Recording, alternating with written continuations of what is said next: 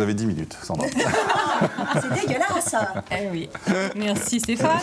Donc c'est la saison de l'entretien annuel. C'est la saison des entretiens annuels de management. Alors je voudrais juste quand même reposer un petit peu le cadre pour mémoire. Deux types d'entretiens dans l'entreprise. On distingue l'entretien professionnel de l'entretien annuel de management. L'entretien professionnel est instauré depuis quelques années déjà, réformé là depuis la loi du 5 mars 2014, donc qui a un caractère obligatoire en fait. Cet entretien professionnel, lui, il est centré sur tout ce qui est en lien avec la formation. D'accord ? Donc on est là pour travailler sur le projet professionnel du salarié, ses besoins en termes de formation pour évoluer dans son poste de travail, maintenir l'employabilité et puis travailler sur les moyens à mettre en œuvre au service de ce projet-là. Donc ça, si on ne l'a pas, par exemple, en tant que salarié, il faut le réclamer. C'est ça, on peut le réclamer. C'est obligatoire. Oui, c'est obligatoire. Alors à partir de janvier 2015, il va être obligatoire dans toutes les entreprises. Et donc il a lieu tous les 2 ans. D'accord. Ok. Donc ça, c'est quelque chose qui est distinct de l'entretien annuel. Il y a un autre thème, voilà. Voilà, décider des moyens à mettre en œuvre en termes de formation. Voilà. Donc alors ça, c'est pas de ça dont vous nous parlez aujourd'hui. C'est pas de ça dont je vais vous parler, mais je trouve important de le préciser. Non, mais très souvent, il y a confusion, comme j'ai beaucoup de temps. Vous avez raison. Voilà, c'est mieux de alors l'entretien annuel, c'est quoi le vrai nom? L'entretien annuel, il peut s'appeler de plein de façons. Charge à chaque entreprise de le nommer comme il le veut. Classiquement, on l'appelle entretien annuel d'évaluation, entretien annuel de progrès, entretien de management. Voilà. Donc, comme son nom l'indique, il est annuel. En tout cas, c'est plutôt ça. Et il est obligatoire celui-ci aussi? Il n'est pas obligatoire.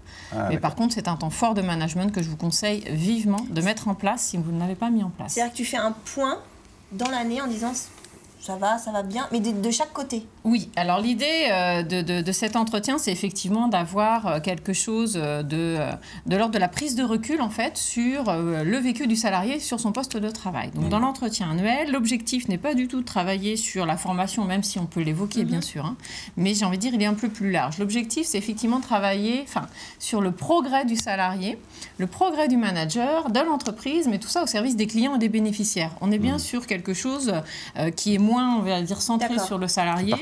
Qui est partagé, oui. C'est en quoi, toi, salarié, tu vas contribuer à la fois à ton épanouissement professionnel, mais aussi au développement de l'entreprise, à la pérennité de ton emploi et à réaliser des prestations de services ou de la production de produits, par exemple, pour nos clients de façon qualitative, quoi. Donc, c'est beaucoup plus large qu'un entretien professionnel. Et là, on parle de quoi, là ? Alors, on parle de quoi?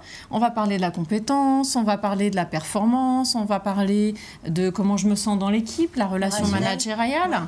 C'est le moment où on va oser se dire ce qui ne fonctionne pas dans notre façon de collaborer ensemble, cher Stéphane, par exemple.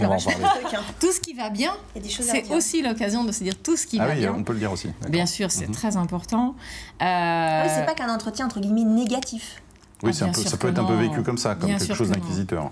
Non, l'idée, c'est d'être, je disais, favoriser un peu une prise de recul. Donc, tendre vers une certaine objectivité dans l'échange qu'on va avoir. On va se dire ce qui ne va pas, mais on va aussi se dire ce qui va bien, ce qui fonctionne bien.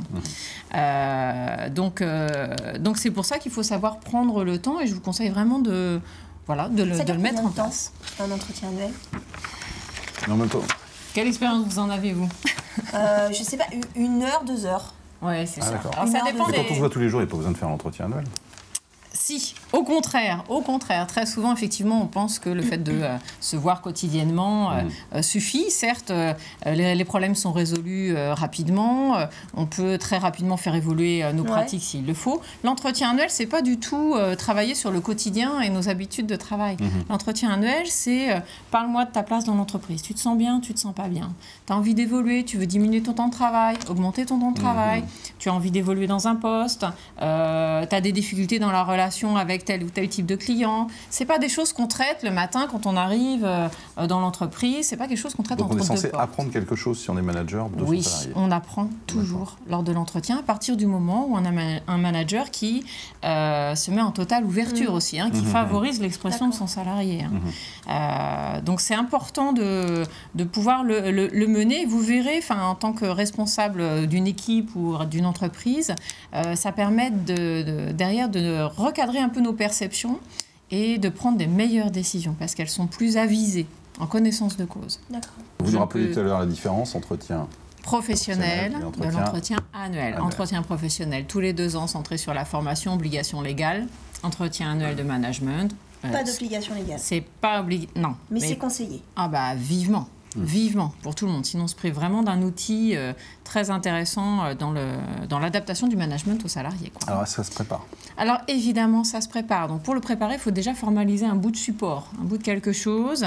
Bon, il y a différents exemples qui circulent sur le web. Vous pourrez en trouver assez facilement. Mais en tout cas, l'idée, c'est de ne pas avoir un support trop enfermant avec un système de cases à cocher un peu trop administratif, qui serait complètement à l'inverse de l'objectif, puisque l'objectif premier d'un entretien, c'est quand même de se parler et donc de s'écouter. Donc si on a une grille beaucoup trop fermée, le risque c'est t'as mis quoi, j'ai mis quoi, t'as mis quoi, j'ai mis quoi, voilà, 10 minutes, au revoir. B12. C'est ça, couler. C'est un peu le risque, donc ça n'est pas du tout, enfin autant ne rien faire, ça c'est sûr. Donc voilà, avoir formalisé un support préparatoire d'abord, hein, et puis ensuite un support de prise de notes. Dans les 2 cas, dans le cas du manager et dans le cas du salarié. Oui. C'est le salarié qui doit le préparer, ce support? Oui, le salarié, non, le manager, l'entreprise doit livrer, enfin propose un support, voilà, de préparation qui servira aussi d'ailleurs. Que chacun remplit en fait. Voilà, que chacun prépare, c'est un outil d'aide à la réflexion en fait. Donc je conseille évidemment à tout le monde de le préparer, à la fois quand on est salarié parce que c'est très important, c'est le moment où on prend du recul sur l'année qui vient de s'écouler, où on réfléchit un peu sur qu'est-ce qu'on a envie pour l'année à venir. C'est le moment de passer des messages aussi, d'exprimer des difficultés, d'exprimer ses satisfactions, ses besoins, ce qui me manque pour mieux travailler, pour être mieux dans mon boulot, etc. Évidemment, côté manager, il faut le préparer. Un salarié qui arrive en entretien, qui voit que son manager n'a pas préparé, ça part mal, c'est ça. On se dit, bon, ça va. C'est très vite interprété comme un manque de reconnaissance, comme de la négligence, voire du non-respect. Et donc ça, vraiment, c'est une il faut se parler franc ou pas? Oui. Ouais. Oui. Ouais. Après, tout est à savoir qu'est-ce qu'on dit. Oui, qu'est-ce qu'on dit, qu'est-ce qu'on dit pas. Qu'est-ce qu'on dit, qu'est-ce qu'on dit pas. C'est ça. Tout dépend de la posture du manager, en fait. Si vous avez un manager qui est bienveillant, qui est à l'écoute, qui favorise l'échange, qui se rend disponible. Évidemment, si vous avez un manager qui arrive avec un quart d'heure de retard, ou 1 heure, enfin, c'est déjà vu, à votre entretien, qui regarde ses SMS, qui fait autre chose, forcément qu'on va avoir un salarié qui va se verrouiller, qui va rien dire, le strict minimum, et puis en 20 minutes, c'est fini. Si on a un manager qui a vraiment envie de savoir, alors dis-moi, raconte-moi, comment ça s'est passé pour toi cette année? Voilà ce que moi j'ai observé, je m'interroge sur ça marche bien, ça marche pas bien. Voilà, tu es en situation de réussite, là je trouve que tu as été en difficulté, mais j'ai confiance, ça va le faire, etc., etc. Donc on se dit les choses. Il faut oser se dire quand ça marche bien, évidemment, il faut oser se dire quand ça ne fonctionne pas. Pour pouvoir se mettre en situation de résoudre des problèmes de fond. Il peut aller jusqu'où dans ce qu'il dit, parce qu'il a son patron en face de lui, donc il peut... Son supérieur hiérarchique. Supérieur hiérarchique, pardon, ouais. Je comprends même pas votre question, Stéphane. C'est-à-dire jusqu'où... Attention. Il faut quand même rester prudent, enfin je veux dire, voilà. Est-ce qu'il faut être diplomate? Est-ce qu'il faut être... Alors évidemment, on ne s'insulte pas, on est poli, tout va bien, mais c'est quoi là?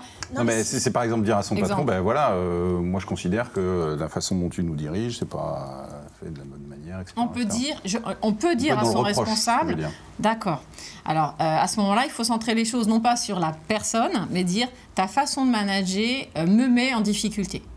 Par exemple. Mais attends, pour qu'un salarié arrive à dire ça, ça veut dire qu'on a déjà un manager qui a posé 2-3 jalons pour dire vas-y, tu peux y aller, je me mets en écoute, je suis prêt à me remettre en question dans ma façon de travailler avec toi, dans ma façon de te donner les consignes de travail. Donc, si on a un manager qui a cette posture-là, bien sûr qu'on va y aller. Dire, effectivement, quand tu me parles comme ça, j'ai juste l'impression d'être scotché au mur et que rien ne va. Mais l'entretien annuel, il n'est pas biaisé quand justement deux personnes ne s'entendent pas forcément, les supérieurs, parce que c'est quand même... Passer un entretien annuel ou ce qui est 1 heure ou 2 heures avec une personne qu'on n'aime pas forcément, c'est pas biaisé dès le départ? Ce qui est biaisé, c'est le fait de positionner la relation professionnelle sous un angle j'aime ou j'aime pas. On n'est pas, on travaille pas ensemble pour s'aimer. On travaille ensemble pour s'épanouir professionnellement au service de nos clients, de nos bénéficiaires. Donc il faut que le manager positionne la relation. C'est pas facile pour l'un et l'autre, c'est sûr. J'ai envie de dire, c'est à nous managers d'impulser ça, en fait, de sortir de cette relation j'aime pas. Peu importe, j'en ferai peut-être jamais un ami. Ça n'empêche pas que ce salarié est compétent, a envie d'évoluer et je peux l'entendre. Donc ça dure combien de temps pour reprendre la question d'Adèle tout à l'heure? 2 jours. C'est ça. Ça dépend avec qui. Non, classiquement, 3 quarts d'heure, 1 heure, on commence à avoir le temps quand même de se poser. Si c'est moins d'une demi-heure, c'est pareil, on n'a pas le temps. Ça peut être plus? Bien sûr, il y a des entretiens qui durent facilement 3 heures quand on est sur des postes à forte responsabilité. Oui, faire le tour d'horizon de ton année. Si tu mènes un entretien avec quelqu'un qui est lui-même chef d'une équipe, par exemple, il peut avoir énormément de choses à raconter, énormément de sujets à aborder lors de cet entretien. Très tout à bien. fait. Qu'on passe le nôtre avec.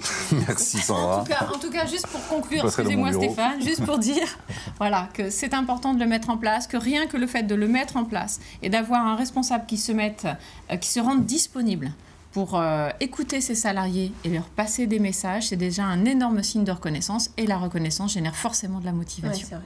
Très bien.